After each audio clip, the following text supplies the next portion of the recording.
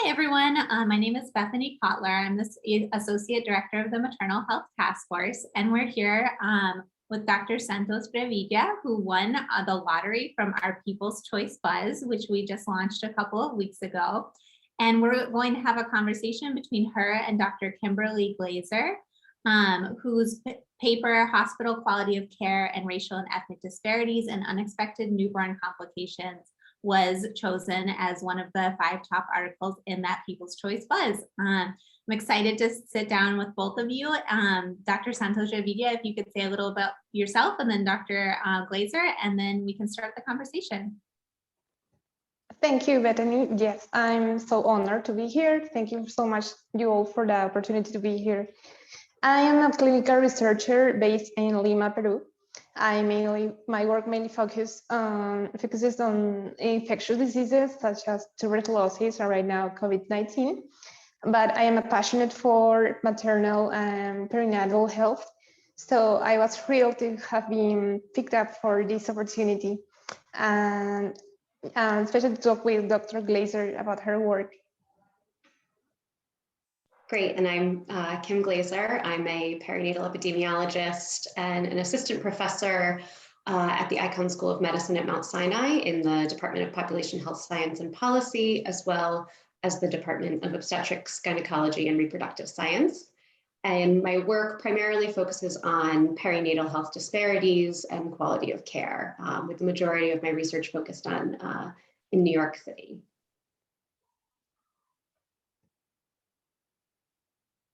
Wonderful, thank you. Dr. Revilla, would you like to start asking your wonderful prepared questions? Sure.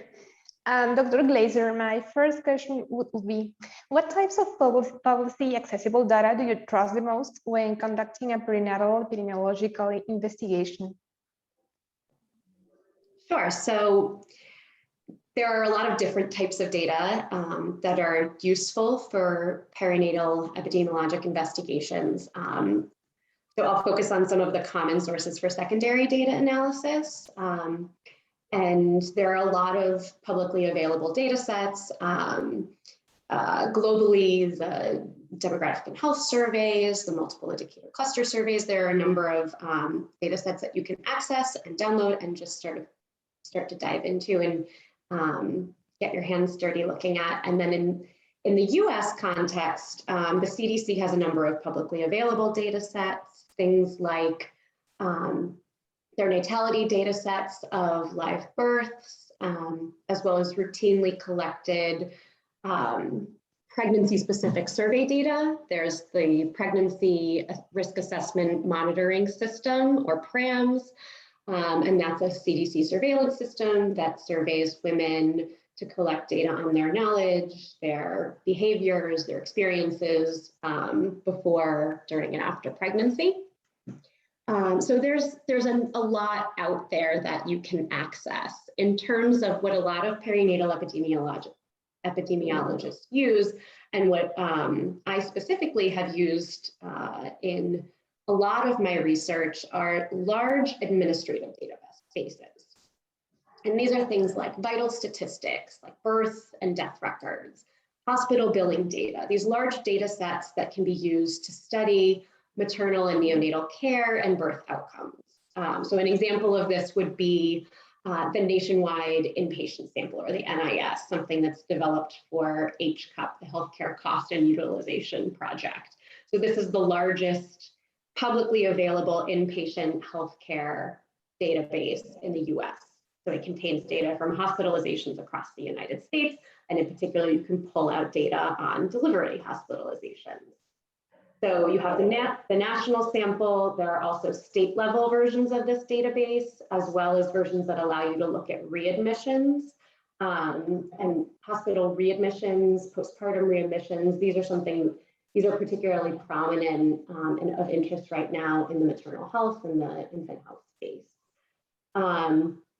So a publicly available data set like this, it can give you a lot of useful information for perinatal health services research, things like healthcare utilization and costs, quality of hospital-based care, patient safety outcomes, And they're also quite useful to look at rare events, rare occurrences. These are typically really large data sets, so you have the sample size to look at rarer events in your data. In New York City, so specifically related to the paper that you read, the pediatric study, our team often uses a data set that consists of birth certificates on all live births in New York City hospitals linked to discharge data, which means hospital billing data that has ICD codes for all of the procedures and diagnoses coded during the delivery hospitalization. So in theory, everything that occurs during the delivery hospitalization, any of the diagnoses and procedures, you'd be able to identify from the codes in that billing data. And in our data set, we have both maternal and infant discharge records, which means that we can learn a lot about what happens to both mom and baby during the delivery stay. So that's the data set that we used for this paper, and our team has used for a lot of the health disparities and health services research that we've conducted in New York City. And your question about sort of the trust that we can place in these data, there are always strengths, weaknesses, and trade-offs in any particular data set. So for the administrative data that I've described, a real strength is just how large and representative they can be of your population and the variety of data elements they provide. A limitation can be how deep you can go with the data. So for example, you might have information on whether or not a woman was diagnosed with gestational hypertension in her pregnancy, but you might lack clinical nuance on things like at what point in pregnancy she was diagnosed. What did her blood pressure readings look like? What did her care management look like? So it's sort of, you have a lot of breadth and sometimes lack the clinical depth that you might need to, you might want to go into. You always have to be thinking about the validity of your measures anytime you're doing an epidemiologic analysis. So again, with these administrative data sets, for our study in pediatrics, we used ICD codes to define many of our variables. And we know from validity studies that have been conducted that some ICD codes, for example, if you're looking at labor induction, maybe it has a very high specificity. So if it's in the record, you can be pretty confident that it happened, pretty confident that labor was induced, but it might not be extremely sensitive. You might miss a number of cases. So an advantage of the linked data set that we had in the pediatric study, where we have the birth certificates and the discharge data, is that you have information from both sources. So we could look for labor induction coded on the birth certificate, as well as the discharge data, to try and potentially more exhaustively catch cases. The linked data is also particularly useful for health disparities research because we know that some variables like self-reported race and ethnicity, it's preferable to use the birth certificate. So this sort of example shows how having two data sources is often a good way to sort of try and maximize the potential of both. So overall, I would say that you always need to be thinking about the purposes of your analysis and what type of data are most appropriate for your research question, and then just really understand the strengths and limitations of your data and acknowledge how they might impact your findings. Thank you, Dr. Glazer. I think your commentary is very important because first of all, we need our public health services to provide this information to researchers, because it must be a policy available for us to make conclusions, to be able to analyze all the factors that influence maternal health. Absolutely, the publicly available data are so important. Also, I think it's so valuable for students and trainees to have access to these publicly available data sets as a way to really get in, be introduced to how to just get into a data set, learn what variables are there, what types of questions you could ask, what does the process of data management look like. you need to have access to data to learn how to do analysis. It's not something you can do without practicing. To the extent that we can make more data widely available for training purposes, I think that's wonderful. There's also a big push when you're publishing papers for researchers to make their data sets more available. And I think that's a great thing. Understanding that there are always going to be privacy and confidentiality restrictions in data sharing. I think recognizing the sort of the need to be sharing data to the extent possible is a great thing. I agree.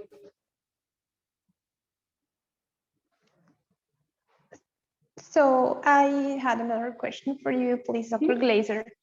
As a perinatal epidemiologist, what do you think is the greatest challenge for obstetric and perinatal health of low and middle income populations now amongst the COVID-19 pandemic? Yes, so I think that related to both obstetric health and general and outside the sphere of obstetrics, just in general health, I think one of the most important things that we can take from our experiences during this pandemic is a wider acceptance that health inequity is an existential crisis in this country and also globally. I think specifically speaking to my experience working on health disparities research in the US, we're hearing a lot more about health disparities these days, particularly in the context of COVID-19 and its disproportionate impact on communities of color, and rightfully so. But these issues are not new.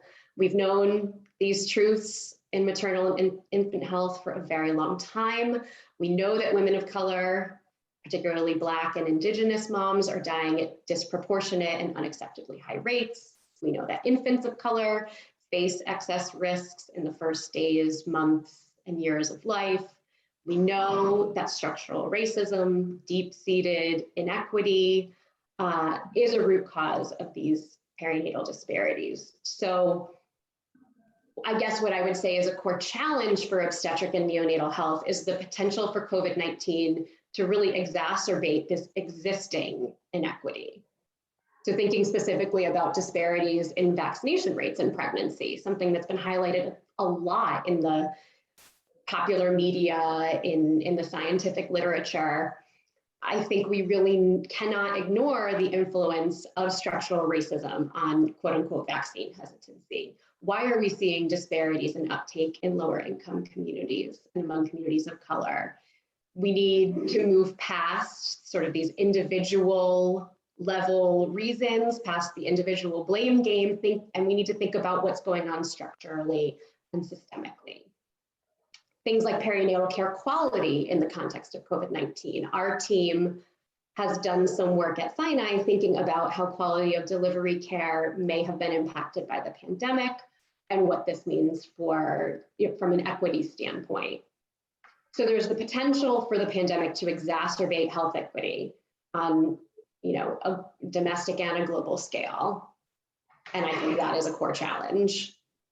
But also on a more positive note, the pandemic has the potential, and I think if we've seen it have the potential to reveal health inequity to more people, things that have always been there, bringing it more to the surface and revealing it in a way that can potentially, hopefully, spark some more honest discussion and some more meaningful action on the root causes of health inequity.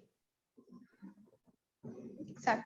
Thank you, Dr. Glazer. I think that, as you say, the COVID-19 pandemic has highlighted the difference in health access.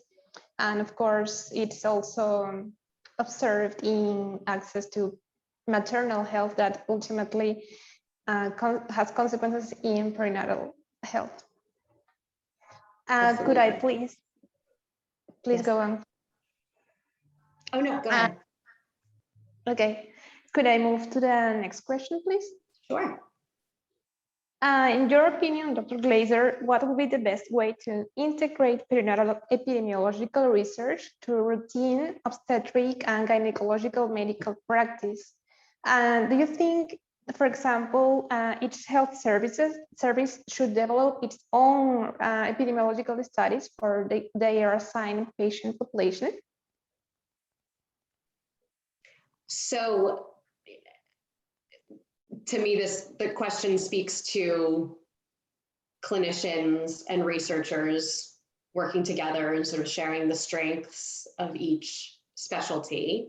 And I love working with clinicians. It's one of my favorite parts of my job at Mount Sinai. It's why I particularly like working as an epidemiologist at an academic health center. So as I mentioned, I have a joint faculty appointment, one of the departments that I'm affiliated with being the obstetrics and gynecology department here at Sinai. And so in addition to working with other epidemiologists and health services researchers, I work with obstetrics and gynecology physicians and nurses every day.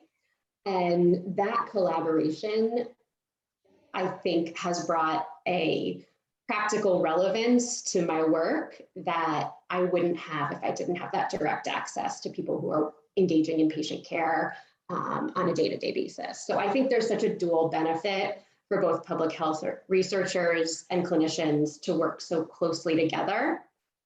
So on any given day, I can turn to a clinician and ask for their input. They can tell me the realities of what they see every day and the realities of their practice.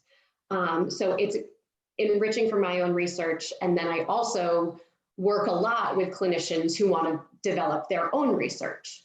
So they come with really important ideas and questions, and they can ask me about study design and data analysis and data availability, like we were talking about. They say, I have this question, how can I use the electronic medical record to look at this? Or what, existing data sources might I be able to use to investigate this really important clinical question that I have?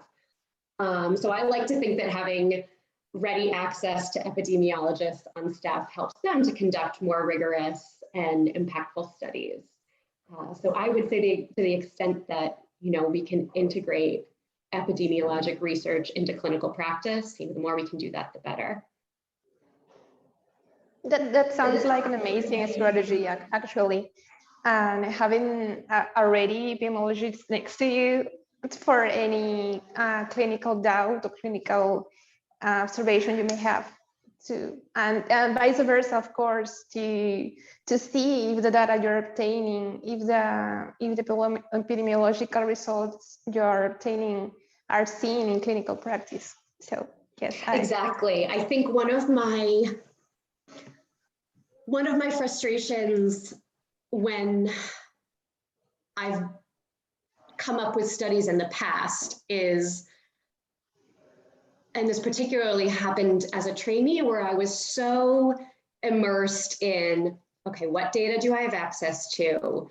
And how can I make sure that my methods are really precise and really good? So focused on those pieces, which are really important. How do I design an epidemiologically sound study? But at the end of the day, did my result matter? And I think we have to be sure that we're asking important questions. And for me, in the type of research that I want to do, having access to clinicians who can help guide me and provide input on what those important questions are, it's really, really helpful. It's vital. Yes, I agree. And Dr. Glazer, you also mentioned the concept of a maternal infant diet lens in one of your latest articles. So how does this approach differ from classical approaches and clinical interventions we have seen in the past?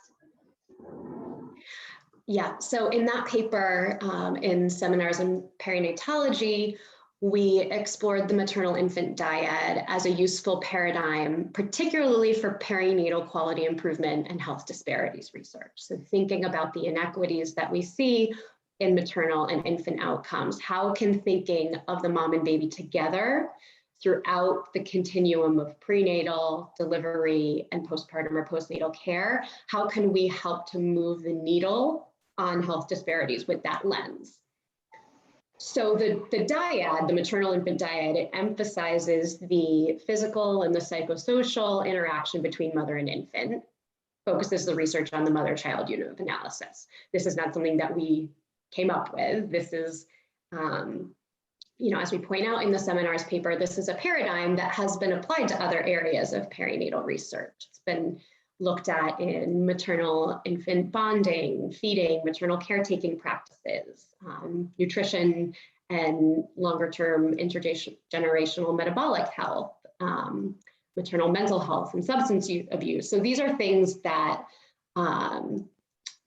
have been looked at before, but the framework and the lens has not really been adopted and applied in perinatal health quality improvement. So that was really our focus in that paper, was how does thinking about the mom-baby dyad together have utility for perinatal quality improvement and disparity reduction?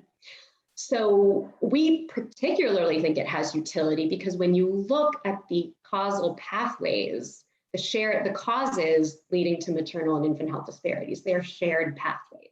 So given these shared causal pathways and this overlapping burden of maternal and infant adverse outcomes and health disparities, it would make sense that considering mom and baby together might have a real advantage for research and practice. So for example, many of the same quality of care issues have been implicated in the research on avoidable maternal and neonatal care complications. So the pediatrics paper that we looked at, isolating complications among term low-risk births.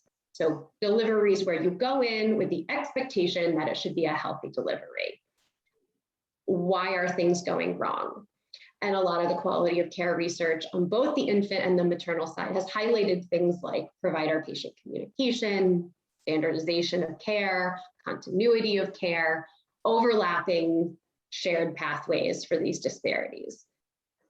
However, most of the research on mom and baby and maternal and infant care exists in silos. There's disconnects in how maternal and neonatal research is conducted, the people that are conducting it, the funding mechanisms that are supporting this work. Data infrastructure can be siloed, clinical training across specialties. There are a lot of silos, despite the fact that the research would support that there is such an overlap in the mechanisms contributing to adverse outcomes and disparities for both mom and baby. So in the paper, we discuss sort of these three different areas with these buckets in which we think that the mom-baby dyad might be a novel and useful approach. We talk first about individual patient care. So thinking not only of what a mom's complication may mean in terms of risks to the newborn, but also the reverse, thinking about the mom and baby together and potentially what can a newborn morbidity tell us about the mom's condition? Perhaps can it signal a worsening or an untreated pregnancy complication that may require more intensive postpartum monitoring? Can it help us spot those early warning signs that we know often contribute to the escalation of maternal complications or signal these impending maternal complications that can escalate and become quite serious? How do we think about the way things like, how is a maternity floor configured? How close is it to the NICU? What might a mom need as both a patient and a new mom? I have two sons. In my first delivery, I myself had a complication. In my second delivery, my son had a complication and he was in the NICU. And I often think back on those two experiences and what my unique needs were in each case, and also how I would have managed had those two things happened at the same time. And what does that mean for how we think about and configure maternity and neonatal care? So individual patient care, it has a lot of implications. And I think in the second bucket, we make the point of how it has implications for how we measure quality and how we think about quality improvement. So the team that I work on has done, as I've mentioned, a lot of research on health disparities and specifically the role of hospital quality. So individual hospitals, quality of care, how that impacts disparities for mom and baby. So in previous research, the team found that Black and Latino women in New York City were disproportionately delivering in hospitals that had worse outcomes for both mom and baby. So this suggests, can we zero in on the co-occurrence of these adverse maternal and infant health outcomes? Think about the hospitals that are performing poorly for both mom and baby, where we now have seen that Black and Latino women disproportionately deliver. Can we zero in on that as a way to move the needle on disparities? Can we think about the mom-baby diet as a way to more meaningfully measure the patient experience? As I was just talking about with my own experiences, how do we think about metrics that really capture pregnant people's needs as patients and as new mothers? And thinking of mom and baby together, I think can really inform what we do in that area. And then finally, the last sort of bucket that we talk about is the longer term postpartum and beyond well-being and intergenerational health. So the mom's well-being, the well-being of the baby, and the longer term health and development. So I think in particular, we just need to be thinking more about the longer term consequences for both mom and baby. When a mom experiences a complicated or a high-risk delivery, whether a complication for herself or caring for a high-risk infant, what does that trajectory look like? What are the implications for her caretaking practices, for things like infant feeding and bonding and attachment and nutrition, things that we know have longer term implications for the baby? If we think about the mom and the baby together, right from the point of, prenatal and ideally preconception care, if we really sort of reframe how we're thinking about the mom-baby dyad at the outset, can that inform how we think about continuity and quality of care and well-being long beyond the perinatal period? What you have just explained, Dr. Glazer, is an incredible point to move on in research. What I mean is, it's a new glance at we have commonly done before, just referring to pediatrics health, newborn health, maternal health, and aside, and that it truly means so much more than that. There has many more. We already have the evidence that it should be more closely looked at, and you have just described every available opportunity we have for research, and that's exciting. Great. I think there's so much work to be done, and it makes me think of when I first started, when I first was interested in maternal and child health, and sort of in my master's studies, I had an interest, and I developed my interest more in my master's study, where I first read the Where is the M in MCH article by Rosenfield and Main, I believe. I believe. But it was sort of the first time that I was introduced to this idea of, for so long, we've had maternal and child health, MCH, and a lot of the attention has been focused on the baby. Again, not to say we shouldn't be focusing attention on the baby, rightfully so, but the mom was getting lost. Where was the M? That made me really want to learn more about obstetrics and maternal care. And it's almost like now with this mother-infant dyad piece, it's like, where is both MC and MCH? Like we don't need to just think about baby. We don't need to just think about mom. We should be thinking about it together. And in fact, there is great utility in potentially making more progress when we think about them together. And if you talk to any mom, or when she talks about pregnancy and delivery, you're never hearing about just one person in the dyad. It is really an experience of the two that I think we need to think about more operationally in research and practice. I agree with you, Dr. Glazer. So I had another question just related to what you have just mentioned. Based on your own experience and career, what would you recommend to young researchers interested in perinatal research? Could you tell us about your motivations and goals when you started to work in this field? Yeah, of course. So I'll tell you a little bit about my trajectory, and I would say that my advice that comes from my trajectory, I'll preface with saying my advice would be, don't worry about focusing too specifically right off the bat on what you want to do. Be open to sort of taking little diversions and thinking more broadly about your work, and you'd be surprised where you end up. And also be open to collaborating and reach out to people. And when someone gives you an opportunity, if it's of interest to you, I would say go for it. So my experience is I started out in my undergraduate work, I was focused on international health. So I went to Georgetown University that at the time had one of the only undergrad programs in public. It was one of the only places you could go to really study public health undergrad in the US. So I was in their Department of International Health, and really just sort of, it was my first introduction, first time I ever really heard about epidemiology. And I just was really, from that point, engaged in the idea of developing a public health career. And I wasn't sure at that point if I wanted to do more public health practice and program development and implementation, or if I wanted to do research. And then after I graduated, I did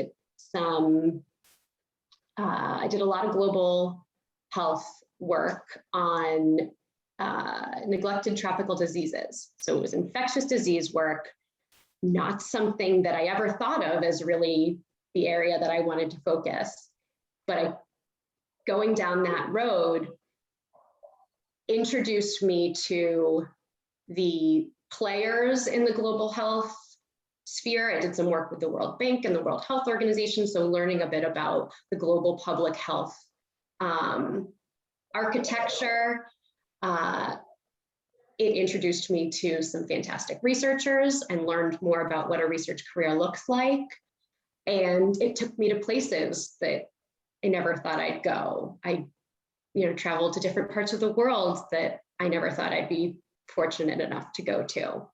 From there, I decided that I certainly wanted to keep the public health career, but I wanted to focus more on maternal child health. That's sort of where my interest had always been. So I went to do my master's in public health, and I focused on reproductive health, and did a lot of, and when I say that, I went to learn about maternal child and reproductive health, but still didn't know, do I want to work more on maternal health issues? Do I want to work more on child health issues? I wasn't sure. So I had some experiences where I kind of gained some broader experiences in different types of maternal child health work. And then from there, I still wanted to stay in the global sphere. So from there, I went to the Population Council, and again, was fortunate to work with really accomplished researchers, travel to different places, sort of just deepen my knowledge of this type of work. At that point, I still wasn't sure. Do I want to do programmatic work? Do I want to do research? And from working with the Population Council, which is a very research-based organization, I really thought, okay, I want to squarely focus on building a research career. And so up until that point, I had gotten a lot of substantive exposure, a lot of experience in the substantive nature of maternal and infant health, but I hadn't developed the methodologic skill set to really pursue a research career. So at that point, I thought, okay, now I need to go back to school, do a PhD in epidemiology. And I decided on epidemiology because it would give me a skill set that I could take and apply wherever my public health, interests went. And so I think that is something that I would say for anyone interested in developing a research career, is to really focus on getting the methodological expertise, focus on the skills, quantitative skills, even if you think it might not be something that comes particularly easy. It can be a lot of really hard work, but those skills you can apply whatever research you decide you want to do. So I did my PhD in epidemiology, and then was fortunate to connect with researchers at Mount Sinai. And from here have gotten such an education from people who have been devoted to health disparities, maternal health disparities, infant health disparities research for years and years and years. And so I've had the chance to learn from them.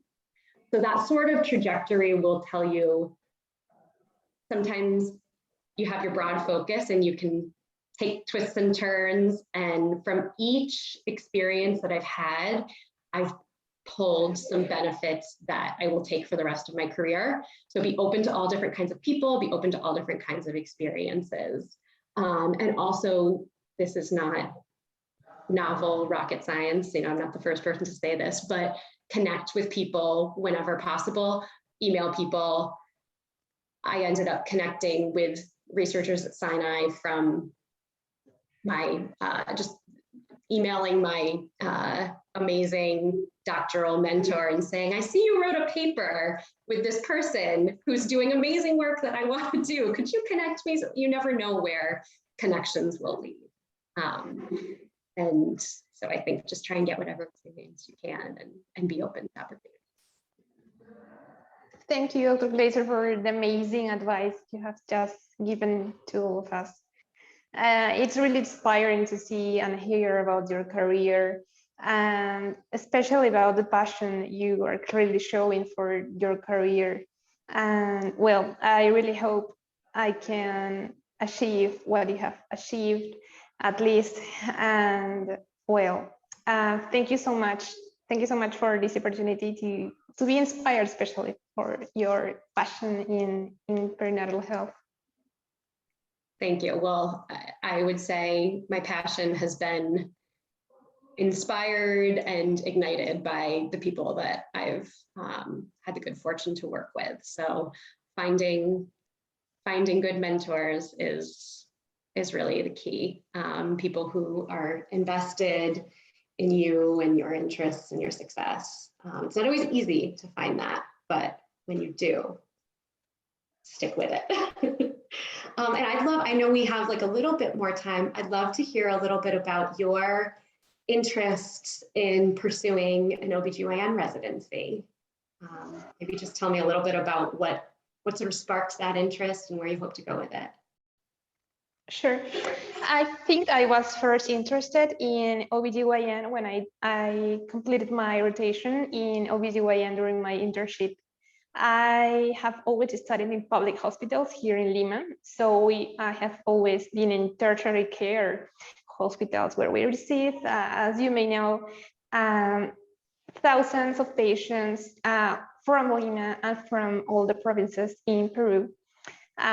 Mainly because of the lack of resources, and also because of their socioeconomic status, we struggle a lot to provide them with the best standard of care. So after finishing my OBGYN rotation, I just fell in love with the practical aspects of being in an OBGYN department. I love rushing to the C-sections. I love rushing to take care of patients with preeclampsia and signs. But I also saw that my patients needn't only have signs and symptoms of a disease, but they also had factors conditioning their health. I especially remark a patient scenario where we were ran out of vital signs monitors. So I had to be the monitor as an intern. I took my patient's vital signs like the whole shift, I think, for the whole night shift. And ultimately, and of course, very sadly, the patient had to be entered to the ICU because she had preeclampsia. And that left me wondering why had this happened. It wasn't just because of I knew that it wasn't just because of the course of her disease, but it was maybe because she belonged to the poorest area around my hospital, or that my hospital was just understaffed or under-provided with the equipment necessary to take care of her.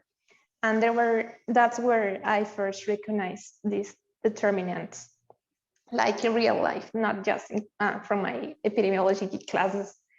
Yeah. And later, I worked in the Peruvian jungle for a year. I worked in a rural area in San Martin department. And that's when I decided to become a gynecologist, because I had many patients, rural patients, that I had to hike for an hour or more to provide them with, for example, obstetric prenatal checks, and of course contraception care too, which was kind of difficult because their partners weren't very fond of their spouses being provided anticonception. All of these experiences shaped my passion for maternal health, especially. Even if my main work right now isn't about infectious diseases, which is the opportunity I found in research here in Lima. I would love to apply my research knowledge to maternal health. That's why I prepared myself. I just told June that I did Principles of Practices of Clinical Research course in PHChem, School of Public Health, and also I rotated for a month in the Spalding Rehabilitation Hospital. That's in 2019, I'm sorry. So I'm trying the best. I'm trying the best to establish a career both in research and in OBGYN. So that's what my passion tells me to do, and I hope it develops. That's amazing. It sounds like you've done so much already, and like you have, and you have the experience that we were talking before about grounding the work in clinical realities. You have the experience in the clinical and social realities that are going to drive health outcomes. And I think that can really frame such a useful research perspective, or perspective to have as a researcher and a clinician. I remember when I was when I was at Columbia learning about maternal health, and I first learned of the 3 delay model. There's the delay in seeking care, the delay in reaching care, and the delay in receiving care. And that kind of put this framework to me that I thought, oh, that makes sense. And as an epidemiologist thinking about causes now, the things that you're describing, delays in seeking care, why are women coming to care already with complications that have progressed to a point where it puts them at so much higher risk? Delays in reaching care, the walking through the jungle to try and get to a woman and bring her to services, a huge delay. Receiving care, here even in New York City where I work, why are there such differences in the care that women receive because of how they look? These sort of cross-cutting, a framework like that, thinking about these cross-cutting issues, whether you're in Peru, in New York City, no matter where you are, there are these very preventable, or these causes that we can intervene on to improve health outcomes. And I think coming as a researcher and a clinician like you are, from a place where you've seen firsthand the reasons that women and their babies are having complications, I think that will make for a very rich career. Thank you, Dr. Glazer. I'm hoping to put everything I've learned to improve both the quality of health in my own country and who knows, maybe to the States too, and wherever I'm useful. Great. Well, I think we all look forward to seeing what you do. Absolutely. And thank you both so much. This was such an amazing conversation. I learned a lot about health disparities and health quality research. And most importantly, I learned more about both of you. It's been a wonderful opportunity for me and hopefully for the rest of our team and our global audience to learn more about a couple of people who are subscribers to the Maternal Health Task Force and the amazing work that you all are doing, which is why we exist, because everybody out there is doing amazing work in maternal health. So I just thank you from the bottom of my heart. I also really want to give a special thanks to Yoon Lee, who's a master's student at Harvard T.H. Chan School of Public Health and a research assistant in the Maternal Health Task Force. She has coordinated all of this. She is the star behind the scenes. Just thank you, Yoon, for all of your hard work for putting together the People's Choice Buzz and this wonderful conversation. Yeah, no, it was my pleasure. I'm happy we could make this happen. I don't think we could have had a better guests than we had today. I really thank you guys for being so responsive to my emails and making this happen. I really learned a lot today, and I really appreciate you guys being here. Thank you so much for the opportunity. And as I mentioned before, when we first started speaking, I find the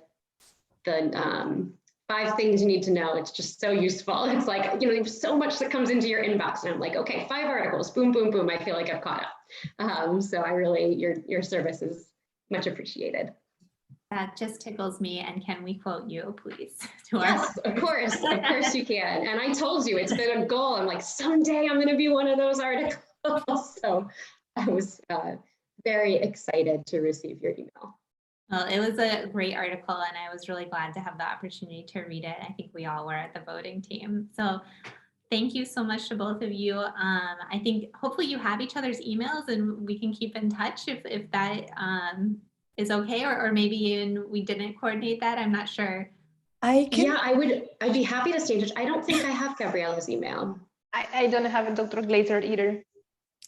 Yeah, I can maybe I can send you both your emails and you guys can stay in touch. Wonderful. Sure. And I'd be happy, if you have any questions on the research end of what you're interested in pursuing, Gabriela, I'd be more than happy to talk at any time. Thank you so much, Dr. Glazer. And thank you to you, June and Bethany. It's been the nicest opportunity just in the precise time to inspire my career. Wonderful. I'm so glad to hear it. I hope you both take care. Thank you so much for your work. Thank you for the opportunity. Take care. Thank you. Bye. Take care. Bye. Bye-bye.